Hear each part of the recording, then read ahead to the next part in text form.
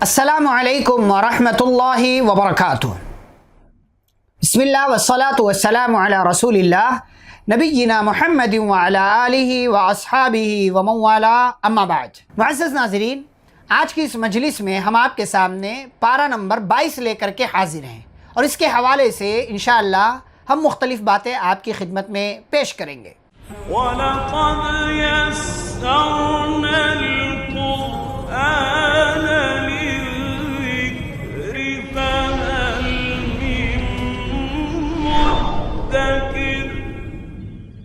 پارہ نمبر 22 کی ابتدا میں سب سے پہلی بات جو اللہ رب العالمین نے ذکر کی ہے وہ امہات المومنین کے ذریعے مومنہ عورتوں کو نصیحتیں کی ہیں۔ اللہ نے فرمایا جو تم میں سے اللہ کی فرما برداری کرے، رسول کی فرما برداری کرے، نیک عمل کرے، تو اللہ کہتے ہیں اس سے لوگوں کے لیے ہم نے بہت بڑا اجر تیار کر رکھا ہے۔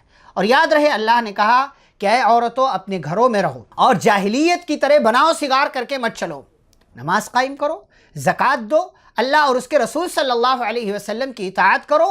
اللہ تو چاہتا ہی ہے کہ تمہارے اندر سے جو گندگی ہے، جو گناہ ہے، وہ اللہ رب العالمین دور کر دے۔ گھروں میں رہو، اللہ کا ذکر کرو، اللہ رب العالمین ساری چیزوں کی خبر رکھنے والا ہے۔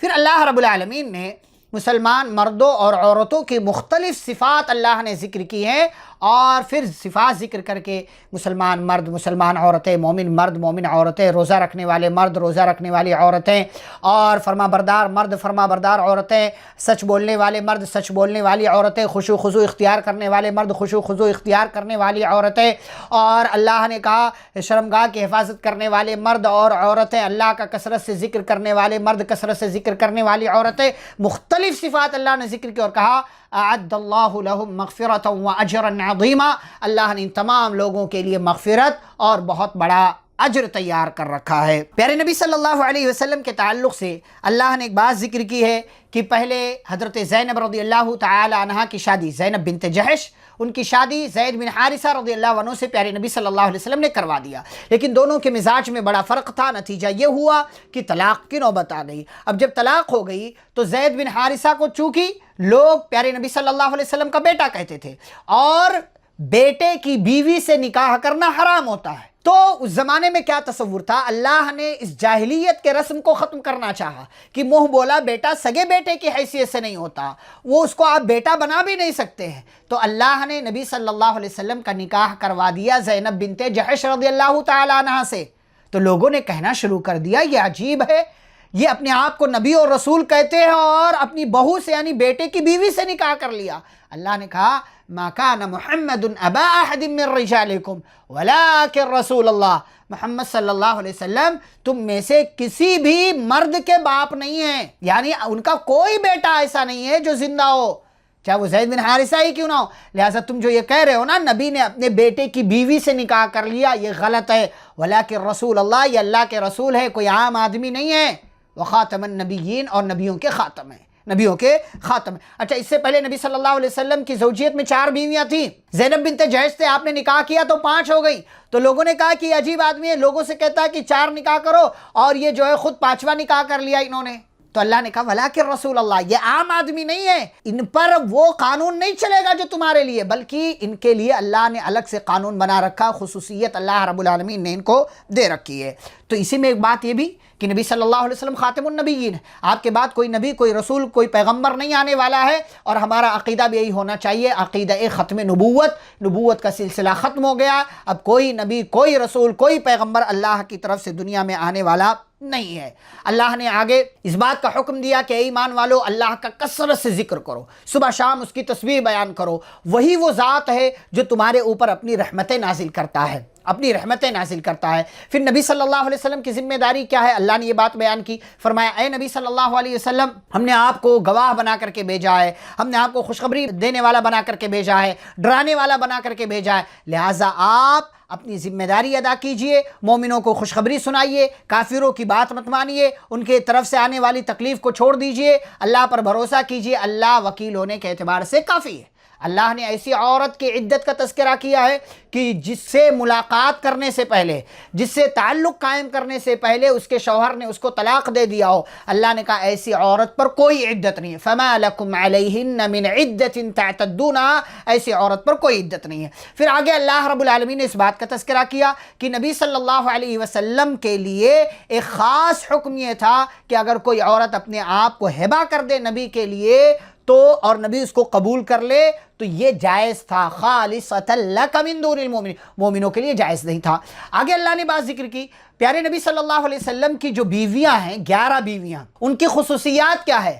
اللہ نے فرمایا کہ یہ پہلے سے ہم ذکر کر چکے ہیں کہ وہ نبی کی بیویاں ہیں، امہات المومنین ہیں، اور ان کا مقام کیا ہے کہ اللہ نے ان کا نکاح اب دوسروں کے اوپر حرام کر دیا. جب ماں کہہ دیا تو حرام ہو گیا، نکاح حرام کر دیا اللہ نے. اور ایک مقام کیا ہے جانتے ہیں؟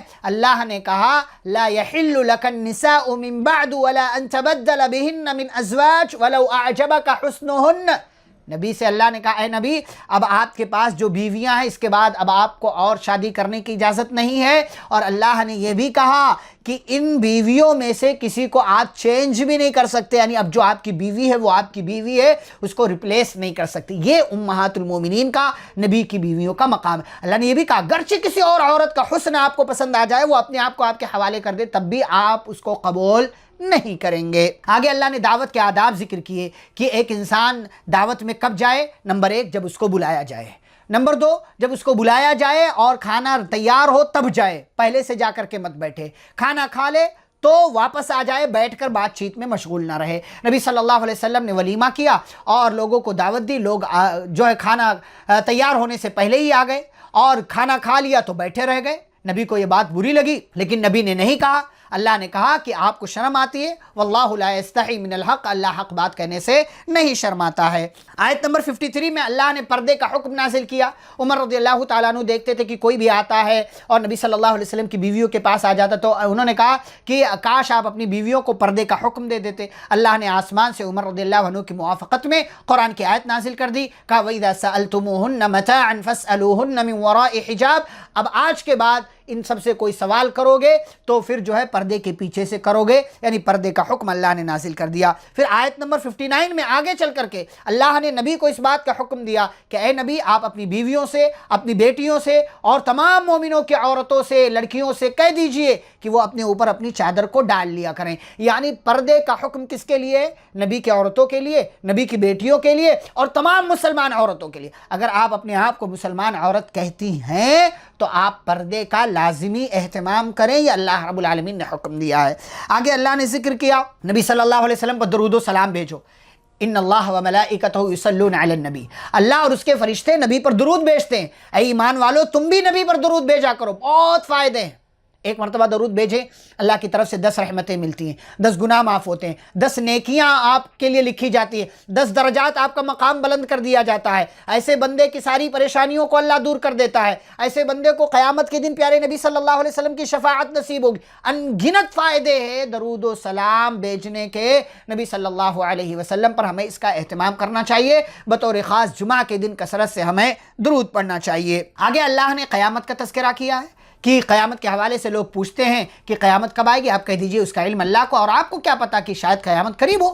پھر قیامت کے دن کافروں کا افسوس ذکر کیا اللہ نے کہ قیامت کا منظر جب دیکھیں گے تو کافر افسوس کریں گے، کہیں گے یا لیتنا اطعنا اللہ واطعنا الرسول، اے کاش ہم نے اللہ کی اطاعت کی ہوتی اور اللہ کے رسول کی اطاعت کی ہوتی تو آج ہم جہنم والوں میں سے نہ ہوتے. موقع ہے اللہ اور اس کے رسول صلی اللہ علیہ وسلم کی اطاعت کر لو. آگے اللہ نے یہ بھی کہا کہ جیسے بنی اسرائیل نے موسیٰ علیہ السلام کو پریشان کیا، تکلیف دی، ایسے ہی تم اپنے نبی کو تکلیف نہ دو. کیسے بنی اسرائیل نے موسیٰ علیہ السلام کو پریشان کیا؟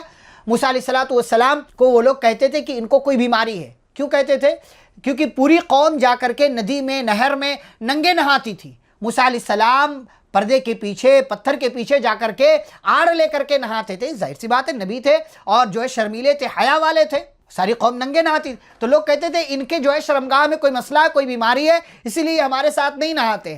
ایک مرتبہ کیا ہوا، نہا رہے تھے موسیٰ علیہ السلام، اپنا کپڑا ایک پتھر پر رکھ دیا اب وہ پتھر اللہ کے حکم سے کپڑا لے کر بھاگ نکلا۔ موسیٰ علیہ السلام نے دیکھا پتھر میرا کپڑا لے کر بھاگ رہا ہے، کہا پتھر میرا کپڑا دے دو، پتھر میرا کپڑا دے دو، پتھر بھی بھاگ رہا ہے، موسیٰ علیہ السلام بھی بھاگ رہے ہیں، یہاں تک کہ پتھر اللہ کے حکم سے قوم والوں کے درمیان پہنچ گیا، موسیٰ علیہ السلام بھی پہنچ گئے۔ لوگوں نے دیکھا تو کہا ارے ان کے اندر تو کوئی تکلیف نہیں ہے، کوئی مسئلہ نہیں ہے۔ فَبَرَّأَهُ اللَّهُ مِمَّا قَالُوا، جو وہ لوگ تکلیف دے رہے تھے، چڑھا رہے تھے، پریشان کر رہے تھے، اللہ نے اس ایک واقعے سے ان تمام لوگوں کی بولتی بند کر دی۔ وَكَانَ عِندَ اللَّهِ وَجِيهًا، اور موسیٰ علیہ السلام کا اللہ کے یہاں بہت اونچا مقام تھا۔ پھر اللہ نے ایمان والوں کو حکم دیا اللہ سے ڈرو، صاف سیدھی بات کرو، سیدھی بات کرو، گھما پھرا کر کے بات مت کرو۔ فائدہ کیا ہوگا؟ اللہ تمہارے اعمال کی اصلاح کر دے گا، تمہارے گناہ معاف کر دے گا، اور جو اللہ اور اس کے رسول صلی اللہ علیہ وسلم کی اطاعت کرے اسے بہت بڑی کامیابی مل گئی۔ اس کے بعد سورہ نمبر 34 سورہ سبا کا آغاز ہوتا ہے۔ سبا ایک علاقہ ہے یمن کا، اسی کے نام پر یہ سورہ ہے۔ اللہ نے اس کی ابتدا میں اپنی تعریف و توصیف ذکر کی ہے کہ اللہ رب العالمین نے کیا کیا چیزیں دنیا میں رکھی ہیں، اپنی نعمتوں کا تذکرہ اللہ نے کیا ہے۔ آیت نمبر 10 سے 14 میں اللہ نے داؤد اور سلیمان علیہ السلام کا تذکرہ کیا ہے۔ یہاں ایک بات، اس سے پہلے باتیں ہو چکی ہیں ان دونوں کے حوالے سے، ایک بات جو یہاں اللہ نے بیان کی ہے وہ بات یہ ہے کہ جنات کیا سمجھتے تھے کہ سلیمان علیہ السلام کو غیب کا علم ہے، اور جنات اپنے بارے میں بھی یہ سمجھتے تھے کہ انہیں بھی غیب کا علم ہے، اور سلیمان علیہ السلام کے ڈر کے مارے جنات کام میں لگے رہتے تھے جو ان کی ذمہ داری تھی، اور سلیمان علیہ السلام اپنے کمرے میں کھڑکی سے دیکھتے رہتے تھے کہ کون کام کر رہا ہے کون کام نہیں کر رہا ہے، اور لاٹھی کا سہارا لے کر رکھتے تھے۔ ایک مرتبہ ایسا ہوا لاٹھی کا سہارا لے کر کے تھے اور اسی پوزیشن میں تھے، اللہ نے اسی حال میں انتقال کر دیا، وفات ہو گئی ان کی، اور سارے جنات دیکھتے سلیمان دیکھ رہے ہیں کام میں لگے رہو، یہاں تک کہ اللہ نے کہا کئی دن گزر گئے اور اس لاٹھی میں جس کا سہارا لے کر کے سلیمان علیہ السلام کھڑے تھے اس کو دیمک لگ گئے، گھن لگ گیا، اور وہ لاٹھی کمزور ہو گئی، سلیمان علیہ السلام گر پڑے۔ اللہ نے کہا فلما خر، گرے، تبینت الجن، تب جنوں کو جا کر کے یہ حقیقت معلوم ہوئی اللو کانوا یعلمون الغیب، کہ انہیں تو غیب کا علم ہی نہیں ہے، اگر غیب کا علم ہوتا ما لبثوا فی العذاب المہین، تو اتنے دنوں سے سلیمان علیہ السلام کے ڈر کے مارے کام کر رہے ہیں، کام پہلے ہی چھوڑ کر کے جا چکے ہوتے۔ تو اللہ کے علاوہ کسی کو بھی غیب کا علم نہیں ہے۔ اس کے بعد قوم سبا پر اللہ نے اپنے احسانات کا تذکرہ کیا۔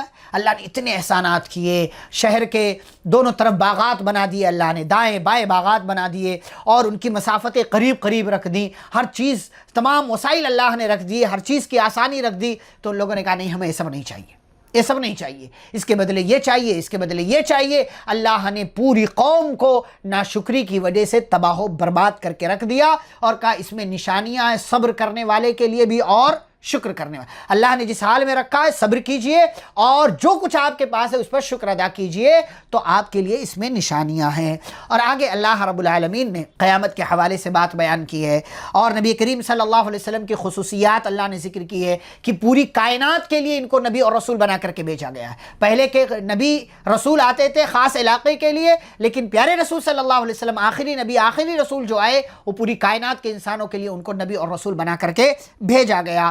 ساتھ ہی ساتھ اللہ رب العالمین نے قیامت کا منظرنامہ ذکر کیا ہے کہ کمزور لوگ اپنے طاقتور لوگوں سے کہیں گے، یا یوں کہہ لیجئے مرید پیر سے کہیں گے آپ نہ ہوتے تو ہم دنیا میں مسلمان ہوتے، تو پیر کہیں گے کہ ہم نے تو نہیں روک رکھا تھا، پھر مرید لوگ جواب دیں گے، آپس میں ان کی بحث ہوگی۔ اللہ نے کہا یہ سب چکر چھوڑو، دنیا میں نیک عمل کرو، ہمارے پاس آؤ گے، ہم اپنی طرف سے تمہیں جو ہے بہترین بدلہ دے دیں گے۔ اور پھر اللہ رب العالمین کی باتوں پر اعتراض اور دیگر چیزیں اس سورہ میں اللہ نے آگے ذکر کی ہیں، اور اللہ نے یہ بھی کہا حق آ گیا ہے تمہارے پاس، اس کو مانو، اس لیے کہ حق کو نہیں مانو گے تو گمراہ ہو جاؤ گے، اور جو بندہ گمراہی کے راستے پر چلا جائے ایسے بندے کا کبھی بھی خیر نہیں ہو سکتا، کامیاب نہیں ہو سکتا۔ اس کے بعد سورہ فاطر کا آغاز ہوتا ہے، سورہ نمبر 35۔ فاطر مطلب پھاڑنے والا، بنانے والا، پیدا کرنے والا۔ پہلی ہی سورہ میں یہ لفظ آیا ہوا، اللہ کی صفت ہے، اللہ کا نام ہے، اسی مناسبت سے اس سورہ کو سورہ فاطر کہا جاتا ہے۔ اور پہلی ہی آیت میں اللہ نے فرشتوں کا تذکرہ کیا۔ فرشتے کون ہیں؟ اللہ کی مخلوق ہے، اللہ نے ان کو نور سے پیدا کیا ہے۔ تعداد کتنی ہے؟ ان گنت۔ کتنی تعداد ہے اللہ کو معلوم، اللہ کے سوا کوئی نہیں جانتا کہ فرشتے کتنے ہیں۔ جبریل امین علیہ السلام ان کے سردار ہیں، اور کچھ خاص فرشتے جن کا نام مینشن کیا گیا ہے۔ جبریل ان کا اپنا کام پہلے وحی لے کر کے آتے تھے، آج کل دیگر ذمہ داریوں پر ہیں، سردار ہیں فرشتوں کے، ان کے 600 پر ہیں، 600 پر ہیں۔ میکائیل ان کے ذمہ بارش برسانا ہے، اسرافیل سور پھونکنے کی ذمہ داری ان کو دی گئی ہے، ملک الموت ان کا نام لوگ اسرائیل بیان کرتے جبکہ اسرائیل کہیں بھی نام نہیں آیا ہوا ہے، ملک الموت یعنی موت کا فرشتہ، ایسے منکر نکیر جو قبر میں آتے ہیں، کرامن کاتبین جو ہمارے اعمال لکھتے ہیں، ایسے ہی جنت کا داروغہ رضوان، جہنم کا داروغہ مالک، یہ مختلف نام ہیں جن کے نام آئے ہوئے ہیں۔ اس کے علاوہ بہت سارے فرشتے، 8 فرشتوں نے اللہ کے عرش کو اٹھا رکھا ہے، 19 فرشتے جہنم کی نگرانی پر مامور کیے گئے ہیں جو سخت ہیں اور بہت جو ہے زوردار اور طاقتور ہے۔ تو یہ فرشتے، ان پر ایمان رکھنا، ایمان کے ارکان میں سے ایک رکن کیا ہے؟ فرشتوں پر ایمان لانا۔ فرشتوں میں سے کسی ایک کا بھی آپ انکار کر دیں آپ مسلمان نہیں رہ جائیں گے، لہٰذا فرشتوں پر ایمان رکھیں۔ اس کے بعد اللہ نے اپنی قدرت ذکر کی ہے کہ اگر اللہ کسی چیز کو کھولنا چاہے کوئی روک نہیں سکتا، اللہ روکنا چاہے کوئی اس کو کھول نہیں سکتا۔ لوگوں اللہ کو یاد کرو اور شیطان تمہارا دشمن ہے، شیطان کو اپنا دشمن سمجھو اور دنیاوی زندگی کے دھوکے میں مت پڑو، شیطان کے دھوکے میں مت آؤ، اور عزت چاہیے تو اللہ سے مانگو۔ من کان یرید العزت فللہ العزت جمیعا، اس لیے کہ ہر طرح کی عزت کا مالک اللہ رب العالمین ہے۔ پھر 2 سمندروں کا اللہ نے تذکرہ کیا کہ جو آپس میں ملتے تو ہیں لیکن ملنے کے باوجود بھی نہیں ملتے، ایک کا پانی میٹھا ہے ایک کا پانی کھارا ہے۔ اور اللہ نے ایسے لوگوں کا بھی ذکر کیا جن کو پکارا جاتا ہے اللہ کو چھوڑ کر کے، جن کی عبادت کی جاتی ہے، اللہ نے فرمایا یہ ما یملکون من قطمیر، یہ قطمیر کے بھی مالک نہیں ہیں، یعنی کھجور کی گٹھلی کے اوپر لگے ہوئے چھلکے کے بھی یہ لوگ مالک نہیں۔ لوگ ان کو پکارتے ہیں، یہ سن نہیں سکتے، اور اگر مان لو سن لے تو قیامت تک جواب بھی نہیں دے سکتے، اور تمام لوگوں کی عبادت کا جو ان کو پکارا جاتا ہے یہ انکار کر دیں گے کہ بھائی ہم نے تھوڑی کہا تھا ایسا کرنے کے لیے۔ ولا ينبئك مثل خبیر، اللہ جو باتیں بتاتا ہے ویسی باتیں کوئی آپ کو نہیں بتائے گا۔ اے لوگو، تم اللہ کے در کے فقیر ہو، محتاج ہو، اللہ کو پکارو، اللہ کی عبادت کرو، اللہ سے جو مانگنا ہے وہ مانگو۔ واللہ هو الغنی الحمید، اللہ بے نیاز ہے، لائق تعریف ہے۔ ان یشاء یذہبکم ویأتی بخلق جدید، وہ چاہے تمہیں ختم کر کے تمہاری جگہ کسی اور کو لے آئے، تمہاری جگہ کسی اور کو لے آئے۔ اور یاد رکھو توحید کو اپناؤ، شرک سے دور رہو، اس لیے کہ وما یستوی الاعمی والبصیر، اندھا بینا برابر نہیں، سایہ اور جو ہے دھوپ برابر نہیں، اور زندے اور مردے برابر نہیں ہیں۔ اور اللہ نے ذکر کیا، فرمایا ولا الظل ولا الحرور وما يستوي الاحیاء ولا الاموات، زندے مردے برابر نہیں ہیں، جن کو لوگ پکارتے ہیں وہ سن نہیں سکتے، اور جو قبر میں ہیں آپ ان کو سنا نہیں سکتے۔ یہ ساری عقیدے کی بات ہے، عقیدے کی باتیں ہیں۔ اور اللہ نے کہا علم حاصل کرو گے تو عقیدہ مضبوط ہوگا، علم حاصل کرو گے تو اللہ کا ڈر پیدا ہوگا۔ کیوں؟ انما یخشی اللہ من عبادہ العلماء، اللہ سے صحیح معنوں میں وہی ڈرتا ہے جس کے پاس علم ہو۔ اللہ سے ڈرنے والے صحیح معنوں میں اس کے علماء بندے ہیں جن کے پاس علم ہے۔ اور اللہ نے ایسی تجارت کا تذکرہ کیا ہے جس میں کبھی بھی خسارہ نہیں ہے، کبھی بھی خسارہ۔ یرجون تجارت لن تبور، اللہ نے ایسے لوگوں کا ذکر کیا جو ایسی تجارت کرتے ہیں جس تجارت میں کبھی گھاٹا نہیں ہوتا۔ کون لوگ ہیں یہ؟ جو اللہ کی کتاب کی تلاوت کرتے ہیں، نماز قائم کرتے ہیں، اور ظاہر کر کے چھپا کر کے ہر طریقے سے اللہ کے راستے میں وہ خرچ کرتے ہیں۔ اللہ ان کو ان کے عمل کا پورا پورا بدلہ دے گا۔ امت محمدیہ میں 3 طرح کے افراد ہیں، ایک وہ جو بہت اچھے ہیں، ایک اس سے تھوڑے کم، ایک اس سے تھوڑے کم۔ اللہ نے ان تینوں کے تعلق سے بیان کیا، اگر انہوں نے شرک نہیں کیا ہے تو اللہ ان کو جنت میں داخل کرے گا۔ یہ جنت میں جائیں گے تو کہیں گے الحمدللہ الذی اذھب عنا الحزن، تمام تعریف اس اللہ کے لیے جس نے ہمارے پاس سے ہر طرح کے غم کو دور کر دیا، ہر مشکل کو دور کر دیا۔ وہ اللہ کی تعریف بیان کریں گے۔ یہی اللہ نے جہنمیوں کا تذکرہ کیا، جنہوں نے کفر کیا ان کے لیے جہنم کی آگ ہے، اس میں مریں گے نہیں، وہ موت نہیں آئے گی، فنا نہیں ہوں گے، نہ ہی عذاب کم کیا جائے گا، اس میں چیخیں گے، چلائیں گے، اللہ سے کہیں گے اللہ یہاں سے نکال دے، بڑی تکلیف ہے، دوبارہ دنیا میں بھیج دے تاکہ ہم نیک عمل کریں۔ اللہ کہے گا کہ ہم نے تمہیں عمر نہیں دی کہ جس میں تم نصیحت حاصل کر کے ہماری عبادت کرتے، نیک عمل کرتے۔ فذوقوا فما للظالمین من نصیر، جاؤ اب تمہاری کوئی مدد کرنے والا نہیں ہے، جہنم کے عذاب کا مذاق چکتے رہو۔ آخر میں اللہ نے اپنی کچھ صفات ذکر کی اس سورہ میں، سورہ فاطر میں، اور ساتھ ہی ساتھ ایک بات کہی اللہ نے کہ جو بھی آپ کے تعلق سے چال چلتا ہے، مکاری کرتا ہے، مکر و فریب کرتا ہے، سازش کرتا ہے، آپ کو جو ہے پھنسانے کی کوشش کرتا ہے، وہ اس جال میں خود ہی پھنستا ہے۔ ہمارے یہاں کہا جاتا چاہ کنرا چاہ درپیش، کنواں کھودنے والے کے سامنے کنواں ہوتا ہے، یعنی وہ اس کنویں میں خود گرتا ہے، اس کھائی میں خود گرتا ہے، اس گڑھے میں خود گرتا ہے۔ تو ایسے لوگوں کی فکر آپ چھوڑ دیجئے۔ اس کے بعد اس پارے کی آخری سورہ جس کی کچھ آیتیں اس پارے میں ہیں، سورہ یاسین کا آغاز ہوتا ہے جو سارے لوگ جانتے ہیں، سورہ نمبر 36 ہے۔ اچھا، سورہ یاسین کی بڑی فضیلتیں ہمارے ہاں بیان کی جاتی ہیں، جبکہ سورہ یاسین کی کوئی ایک فضیلت بھی ثابت نہیں ہے، کوئی ایک فضیلت بھی سورہ یاسین کی ثابت نہیں ہے۔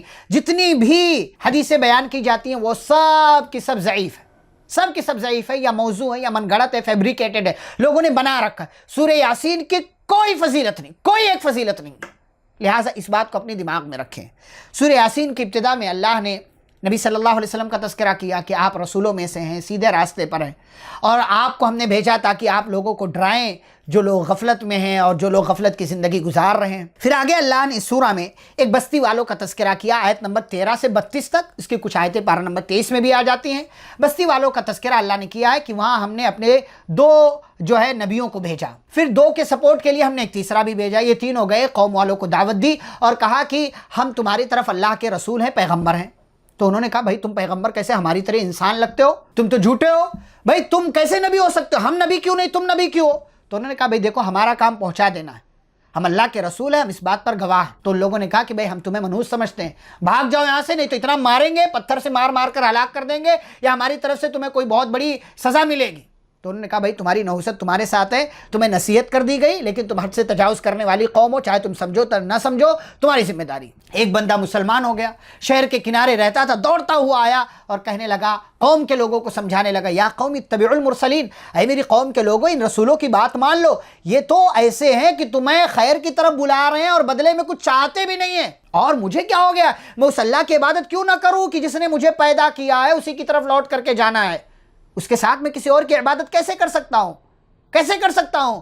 تو بہرحال قوم کے لوگوں نے اس کی بھی بات نہیں مانی، اس کی بھی بات نہیں مانی، اور یہ بندہ مرا تو اللہ نے اس کو جنت میں داخل کر دیا۔ وہاں وہ کہنے لگا، یا لیت قومی یعلمون، اے کاش میری قوم بھی سمجھ جاتی کہ رسولوں کی بات ماننے کا فائدہ کیا ہوتا ہے، کہ اللہ نے مجھے معاف بھی کر دیا، مجھے جنت میں داخل کر دیا اور عزت دار لوگوں میں سے بنا دیا۔ یا حسرۃ علی العباد، افسوس ہے بندوں پر کہ وہ عقل رکھتے ہوئے بھی باتیں سمجھنے کی کوشش نہیں کرتے ہیں۔ اللہ رب العالمین ہم سب کو قرآن و حدیث کی باتوں کو سمجھنے اور ان پر عمل کرنے کی توفیق عطا فرمائے، آمین۔ وصلی اللہ علی النبی الکریم، والسلام علیکم ورحمۃ اللہ وبرکاتہ۔